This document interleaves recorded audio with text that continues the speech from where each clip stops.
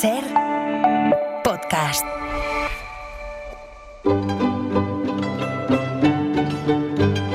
En La Ventana acontece, que no es poco, un relato personal de la historia, con Nieves con Costrina, Cadena Ser.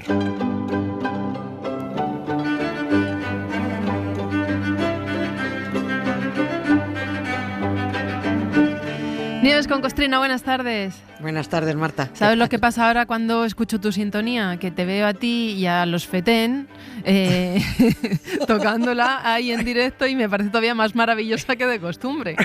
Y metiéndome con los Borbones. Exactamente. Oye, hoy vamos a hablar de Napoleón y de Cataluña y de tu amigo Mastuerzo también. Sí, también aquí. Siempre pilla. Eso es, nos situamos a principios del siglo XIX, en 1810 para ser exactos. Por si alguien piensa que el tema independentista es contemporáneo, pues no, viene de más atrás. Napoleón lo vio, ¿no? Aunque no le dio a los independentistas exactamente lo que ellos buscaban. No les dio lo que buscaban, pero vamos, esto vaya... Cualquier persona medianamente informada sabe que todo este asunto viene de muchos siglos atrás. A ver, que a mí me flipa José Bonaparte como rey, yo lo he dicho muchas veces. No porque quiera a ese rey, ni porque este hombre fuera de ser impresionante. Es que simplemente la otra opción era él o el Mastuerzo. Fernando, o sea que no puede haber duda de nadie con dos dedos de frente. Pero si a mí me flipa José, los catalanes indepes deberían estar doblemente flipados con Napo. Debería haber desde mi punto de vista, de haber en mitad de Plaza Cataluña una estatua de Napoleón enorme, como esa que tienen en Londres, en la Plaza de Trafalgar, sí, Horatio Nelson. O sea, ahí. En vez de tanto Sant Jordi y tanta Mercè, Napoleón, héroe nacional. El 10 de febrero de 1810, el emperador de los franceses puso Cataluña bajo su jurisdicción personal, la de él. Separó Cataluña de España. La anexión oficial a Francia llegaría después. Napoleón no les dio la independencia, hombre, porque no era idiota. Él no iba invadiendo sitios para darles la independencia, invadía para quedárselos. Claro. Pero el detalle de separar a los catalanes de España y sumarles a Francia, pues dijo él, vamos, esto seguro que les va a encantar, con toda la turra que dan. Al final Napoleón acabó lamentándose de que los catalanes lucharan como si fueran españoles. Pero bueno, lo mismo, también hay que entender que lo mismo es que no les gustaba ser franceses. Ya lo fueron una vez anteriormente y no les gustó. Y esta historia nos va a servir además y sobre todo, porque en realidad lo de Napoleón, esto quedó en agua de borrajas, nos va a servir para hablar de un personaje interesante, conocido relativamente poco, uno de esos llamados héroes españoles que le hizo la vida imposible a los franceses en Cataluña, que se debatió entre la obligación y la devoción y que al final la cagó. Fue el famoso general Luis de Lacy. También te digo que bueno, le estuvo bien empleado, por Tolai y por luchar a favor del Borbón.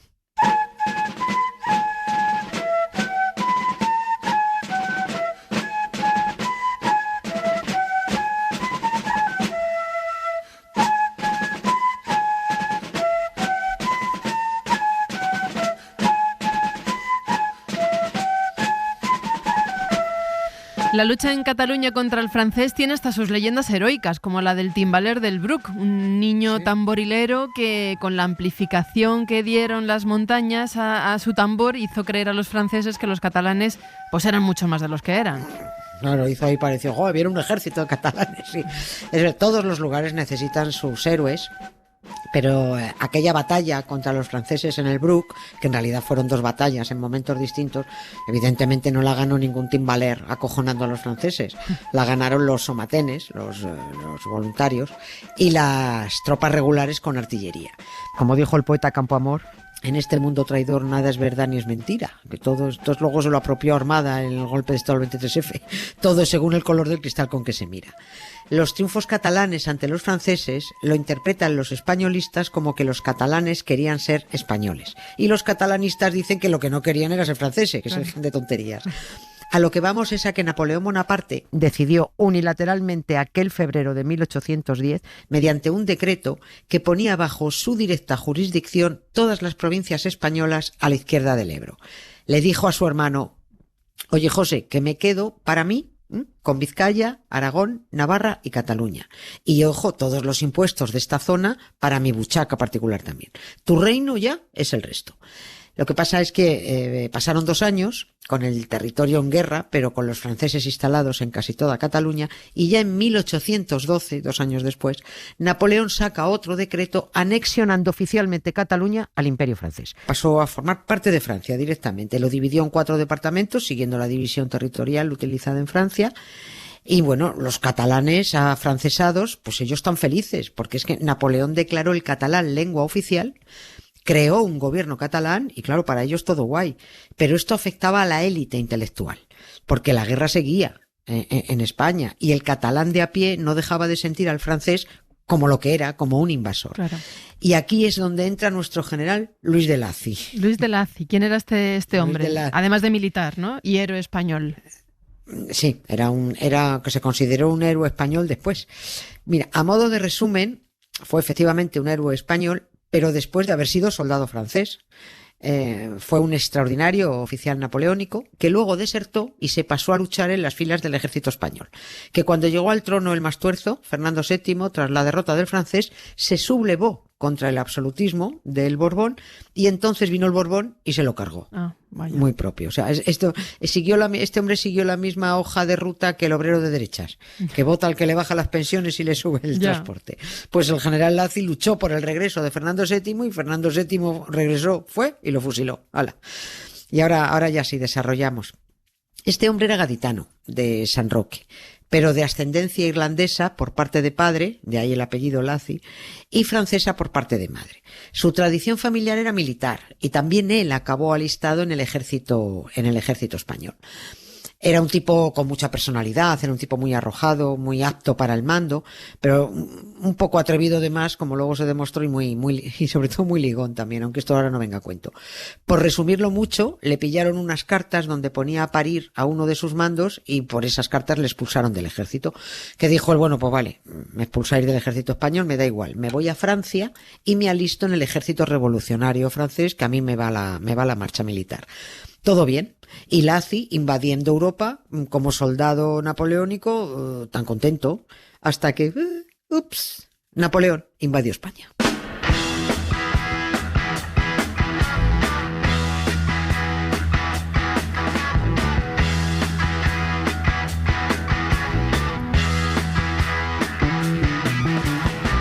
Claro, Napoleón invade España y le manda a luchar contra España. Claro, qué situación, ¿no?